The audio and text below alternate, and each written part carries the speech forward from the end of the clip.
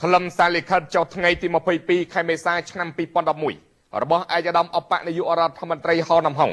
รัฐมนตรีกาบอร์ติหนึ่งสาปฏิบัติการอันตรายจิตพญาจูนอาจจะดำเนสเตอร์โอสริโอประธานกรมปรึกษาสันติสุของค์การสหประชาชาติอาจจะดำจิตรอบอ่านขยมโสมเตียงกายยกจิตตกดะระบบอาจจะดำแต่เลิกการวีประหารได้อาวุธจิตทำไมโดยประเทศไทยมาเลยประเทศกัมพูชาโดยต่อเติมในไงที่มาปีใครไม่ทราบชั้นปีปอนด์บุญนี้วิลเลียมมองประมุยไทยจับดำทัวการวีประหารตรงตรีทมโดยประอาวุธจิจารประเภทรวมเตียงกำเพลิงทม100มิลลิเมตรมา100มิลลิเมตร150มิลลิเมตรพองหมกเลือดบอลประสาทตะมอน1ประสาทตากระบี่ได้ทันในเจริญขนมแดนกัมพูชี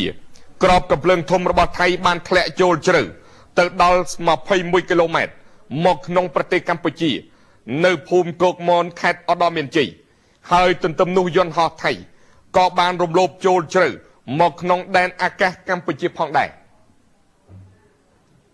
ทางกัมพูชีบานตัวตุลรองในการสลับหนึ่งระบบมนุษย์จิจารเนี่ยขนมอมลองแกวีประหารนีอำเภอเฉลียนเปลี่ยนจิตทำไมนี่มันเติมแต่รวมโลบรออุปกรณ์ฉบับได้บานเลิกลางขนมลิขัดระบบขยมจอดไงที่ปรามไข่กมเพะชนะปีปอนด์มวยจูนจมพูอัตตะประเทียนกรมปรึกษาสันแต่ซอกองการสหประชาชาติโลกจมเตียวมาริยาลุยซาริเบโรปนอตีแต่ก็บานรุมโลพองได้จมพูสิกได้ทลายการปดเมียนไงที่ดับบูนกมเพะชนะปีปอนด์มวยระบบกรมปรึกษาสันแต่ซอกองการสหประชาชาติก็โดยเฉสิกได้ทลายการระบบประเทศอาเซียนบรรทอปีการประชุมกลางเพลกา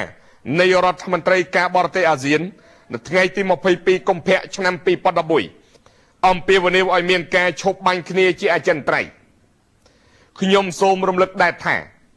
ดำใบบังไฮอมปีกามันเป็นจัดระบคลูนจมปูกาดักประสาทเปรวิฮีระบกัมพูชีโจลตะขนมิจีเป็ดกระพรปีพบโลกแกปีไข่กากระดาชนะปีปอนประบีประเทศไทยบานเวประหารหมกเลิกกัมพูชีจำนวนบุญเลิกรุ่ยมาไข่โปลคือในไงที่ดับปรามกากระดาชนะปีปอนประบีไงที่ดับปรามเต่าลายชนะปีปอนประบีไงที่ใบไข่ไม่ทรายชนะปีปอนประบุญหนึ่งไงที่บุญดอลไงที่ปรมปีไข่กมเพะชนะปีปอนดมุยแดลในขนมเปลุไทยบานเปล่ากรอบใบจังเก่าโดยแดลบานบัญเจโดยองค์การสัมปอนกรอบใบจังเก่าในไงที่ประมุยไข่ไม่ทรายชนะปีปอนดมุยกาเวประหารโดยโยธีจิตทำไมนี่บานการแหล่งตุใบจีเมียนกาขัดคอมปรังไพรขนมดำบอลยางคลังคลาโดยประเทศอินโดนีเซียเจียประเทศอาเซียนโดยเมียนกากอมโตรปีกรมปรึกษาสันแต่ซอกองค์การสหประชาชาติดำใบอเมียนกาชุบบังคเนจีอาจันไตรหนึ่งดำนอสไรโดยสันแต่วิธีกลายปีเมียนกาเวลกตรงตรีทมปีประเทศไทยหมอกเลยกัมพูชีแกปีไข่กมแพะก็ลองตนีอำเภอเฉลียนเปลี่ยนโดยเจตนานีเพื่อเอายลบานถ่าให้เอาไว้บานจีประเทศไทยรอโหดหมกตลหนึ่งเป็นนี่ในแต่ประเดศปมปรมตัวยอกใส่กระไดเปรียงเละคันปฏิบัติสำหรับการดับปงเรียเนี่ยสังเกตการอโดเดซีดำใบหมอกสังเกตเมลอัมปีการปดัญญาอาราบเพียกีจังปีขนมแกจีเวียงมันเอาเมียนการปัตตกิคณีโดยอาวุธต่อตติดในขณะใดประเทศกัมพูชีบานชลายตอบจีวิจมีนเพลียมจีลึกติบูนรุยตะไคร่จมปูสิกได้เปรียงเละคันปฏิบัตินี้กลายไปเมียนแกสำรูลอ่อยสอบเติมตามจมหอระบบประเทศไทยการเฉลียนเปลี่ยนทำไมบ่มพดประชังหนึ่งกัมพูชีนี่ก็จะการบัญชีจะบาพองได้อ่อมปีมูลหายแดลไทยจอเจจองดอสไรตุมเนาะโดยทเวพิกี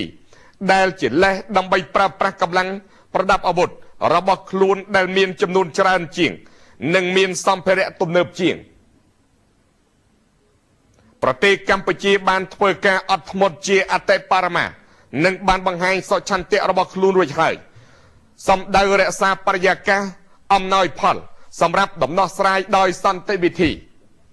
ก็ปันตายประเทศกัมพูชีรักษาสิทธิการเปียกคลูนในจุดมุกอำเภอเฉลียนเปลี่ยนโดยเจตนาแบบนี้โดยโยงต่อเลืออำเภอเฉลียนเปลี่ยนอย่างเจสได้มาดองไฮมาดองตีดระบบประเทศไทยขยมโสมสนาสมไอจะดำเมตาสอบไซลิคัดมีจีไอกษาเพลแก่จูนดอลสมาชิกกรมปรึกษาสันติสุของค์การสหประชาชาติต่างออก សូមឯកឧត្តមទទួលនៅការគោរពរាប់អានដល់ខ្ពង់ខ្ពស់អំពីខ្ញុំហត្ថលេខាហៅនំហុងអបនាយករដ្ឋមន្ត្រីការបរទេសនិងសហប្រតិបត្តិការអន្តរជាតិតែលិខិតចុះថ្ងៃទី22ខែមេសាឆ្នាំ2011របស់ឯកឧត្តមអបនាយករដ្ឋមន្ត្រីហៅនំហុងរដ្ឋមន្ត្រីការបរទេសនិងសហប្រតិបត្តិការអន្តរជាតិផ្ញើជូនឯកឧត្តមបណ្ឌិតម៉ាទីណាតាលេហ្កាវ៉ា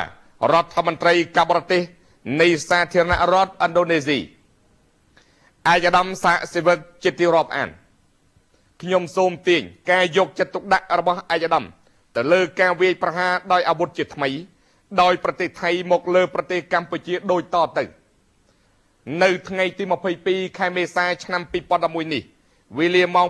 6ថៃបានចាប់ផ្ដើមធ្វើការវាយប្រហារទ្រង់ទ្រាយធំ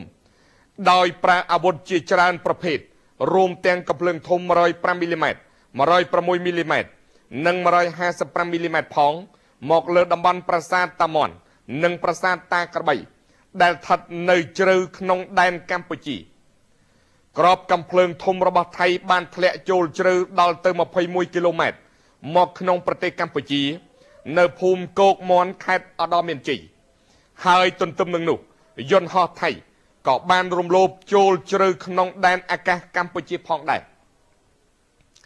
ខាងកម្ពុជាបានទទួលរងការស្លាប់និងរបួសមនុស្សជាច្រើនអ្នកនៅក្នុងអំឡុងការវាយប្រហារនេះអំពើឈ្លានពានជាថ្មីនេះមិនត្រឹមតែរំលោភរាល់ឧបករណ៍ច្បាប់ដោយដែលបានលើកឡើងក្នុងលិខិតរបស់ខ្ញុំចុះថ្ងៃទី5កុម្ភៈឆ្នាំ2011ជូនចំពោះអតីតប្រធានក្រុមប្រឹក្សាសន្តិសុខអង្គការសហប្រជាជាតិលោកជំទាវ Maria Luisa Ribeiro ប៉ុណ្ណោះទេតែក៏ជាការរំលោភផងដែរចំពោះសេចក្តីថ្លែងការណ៍ព័ត៌មានថ្ងៃទី14កុម្ភៈឆ្នាំ2011របស់ក្រុមប្រឹក្សាសន្តិសុខអង្គការសហប្រជាជាតិក៏ដូចជាសេចក្តីថ្លែងការណ៍របស់ប្រធានអាស៊ានបន្ទាប់ពីកិច្ចប្រជុំក្រៅផ្លូវការនៃរដ្ឋមន្ត្រីការបរទេសអាស៊ាននៅថ្ងៃទី22កុម្ភៈឆ្នាំ2011អំពាវនាវឲ្យមានការឈប់បាញ់គ្នាជាអចិន្ត្រៃយ៍ខ្ញុំសូមរំលឹកដែរថាដើម្បីបង្ហាញអំពីការមិនពេញចិត្តរបស់ខ្លួនចំពោះការដាក់ប្រាសាទព្រះវិហាររបស់កម្ពុជាចូលទៅក្នុងបញ្ជីបេតិកភណ្ឌពិភពលោកកាលពីខែកក្កដាឆ្នាំ2008ប្រទេសថៃបានវាយប្រហារមកលើកម្ពុជាចំនួន4លើករួចមកហើយពោលគឺនៅថ្ងៃទី15ខែកក្កដាឆ្នាំ2008ថ្ងៃទី15ខែតុលាឆ្នាំ2008ថ្ងៃទី3មេសាឆ្នាំ2009និងថ្ងៃទី4ដល់ថ្ងៃទី7កុម្ភៈឆ្នាំ2011ដែលក្នុងពេលនោះថៃបានប្រើប្រាស់ក្របបែកចង្កោមដោយដែលបានបញ្ជាក់ដោយអង្គការសម្ព័ន្ធក្របបែកចង្កោមនៅថ្ងៃទី6ខែមេសាឆ្នាំ2011ការវាយប្រហារដោយយោធាជាថ្មីនេះបានកើតឡើងទោះបីជាមានការខិតខំប្រឹងប្រែងក្នុងតំបន់យ៉ាងខ្លាំងក្លាដោយប្រទេសឥណ្ឌូនេស៊ីជាប្រធានអាស៊ានដោយមានការគាំទ្រពីក្រុមប្រឹក្សាសន្តិសុខអង្គការសហប្រជាជាតិដើម្បី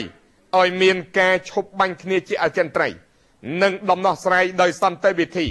ក្រោយពីមានការវាយលុកទ្រង់ទ្រាយធំពីប្រទេសថៃមកលើកម្ពុជាកាលពីខែកុម្ភៈកន្លងទៅនេះអំពើឈ្លានពានដោយចេតនានេះធ្វើឲ្យយល់បានថាហេតុអ្វីបានជាប្រទេសថៃរហូតមកទល់នឹងពេលនេះនៅតែបដិសេធពុំព្រមទទួលយកសេចក្តីព្រៀងលក្ខខណ្ឌប្រតិបត្តិសម្រាប់ការដាក់ពង្រាយអ្នកសង្កេតការណ៍ឥណ្ឌូនេស៊ីដើម្បីមកសង្កេតមើលអំពីការបដិញ្ញារបស់ភាគីទាំងពីរក្នុងការជៀសវាងមិនឲ្យមានការប៉ះទង្គិចគ្នាដោយអាវុធតទៅទៀតនៅគណៈដែលប្រទេសកម្ពុជាបានឆ្លើយតបជាវិជ្ជមានភ្លាមជាលើកទី4រួចទៅហើយចំពោះសេចក្តីព្រៀងលក្ខខណ្ឌប្រតិបត្តិនេះក្រោយពីមានការសម្រួលឲ្យស្របទៅនឹងជំហររបស់ប្រទេសថៃការឈ្លានពានថ្មីបំផុតប្រឆាំងនឹងកម្ពុជានេះក៏ជាការបញ្ជាក់ច្បាស់ផងដែរអំពីមូលហេតុដែលថៃចចេះចង់ដោះស្រាយទំនាស់ដោយទ្វេភាគីដែលជាលេសដើម្បីប្រើប្រាស់កម្លាំងប្រដាប់អាវុធរបស់ខ្លួនដែលមានចំនួនច្រើនជាងនិងមានសម្ភារៈទំនើបជាងប្រទេសកម្ពុជាបានធ្វើការអត់ធ្មត់ជាអតិបរមានិងបានបង្ហាញសុចន្ទៈរបស់ខ្លួនរួចហើយសម្ដៅរក្សាប្រយាកាសអំណោយផល សម្រាប់ដំណោះស្រាយដោយសន្តិវិធីក៏ប៉ុន្តែប្រទេសកម្ពុជារក្សាសិទ្ធិការពារខ្លួននៅចំពោះមុខអំពើឈ្លានពានដោយចេតនាបែបនេះដោយយោងទៅលើអំពើឈ្លានពានយ៉ាងជាក់ស្ដែងម្ដងហើយម្ដងទៀតរបស់ប្រទេសថៃខ្ញុំសូមស្នើសុំឯកឧត្តមក្នុងនាមជាប្រធានអាស៊ានមេត្តាជម្រាបក្រុមប្រឹក្សាសន្តិសុខអង្គការសហប្រជាជាតិអំពីការឈ្លានពានដោយកងកម្លាំងប្រដាប់អាវុធថៃមកលើប្រទេសកម្ពុជាស្របទៅតាមសេចក្តីថ្លែងការណ៍របស់ព័ត៌មានរបស់ក្រុមប្រឹក្សាសន្តិសុខអង្គការសហប្រជាជាតិស្តីពីស្ថានភាពព្រំដែនកម្ពុជាថៃចុះថ្ងៃទី14កុម្ភៈឆ្នាំ2011សូមឯកឧត្តមទទួលនៅការគោរពរាប់អានដ៏ខ្ពង់ខ្ពស់អំពីខ្ញុំហត្ថលេខាហៅដំហុងអបនាយករដ្ឋមន្ត្រីការបរទេសនិងសហប្រតិបត្តិការអន្តរជាតិសេចក្តីប្រកាសព័ត៌មានអ្នកនាំពាក្យក្រសួងការពារជាតិនៅថ្ងៃទី22ខែមេសាឆ្នាំ2011វេលាម៉ោងប្រមាណ6ព្រឹកទាហានថៃបានឆ្លងដែនចូលមកធ្វើការឆ្មក់វាយប្រហារមកលើទីតាំងកងទ័ពកម្ពុជានៅតាមបណ្ដោយព្រំដែនកម្ពុជាថៃចាប់ពីតំបន់ប្រាសាទតាក្របីរហូតដល់ជប់កគីនិងចូលជ្រៅមកក្នុងទឹកដីកម្ពុជានៅពេលដែលកងទ័ពថ្មើរជើងថៃចូលមកធ្វើការឆ្មក់វាយប្រហារមកលើមូលដ្ឋានកងទ័ពកម្ពុជាទីហ៊ានថៃបានប្រើប្រាស់អាវុធគាំទ្រធុន DK 75 មីលីម៉ែត្រ DK 82 មីលីម៉ែត្រ 105 មីលីម៉ែត្រនិង 155 មីលីម៉ែត្របាញ់ប្លង់ចូលមកជ្រៅក្នុងទឹកដីកម្ពុជាចម្ងាយ21គីឡូម៉ែត្រពីព្រំដែនកម្ពុជាថៃនិងជាតំបន់ដែលមានប្រជាជនស៊ីវិលរស់នៅសភាពការកំពុងមានការវិវត្តបន្តទៅទៀត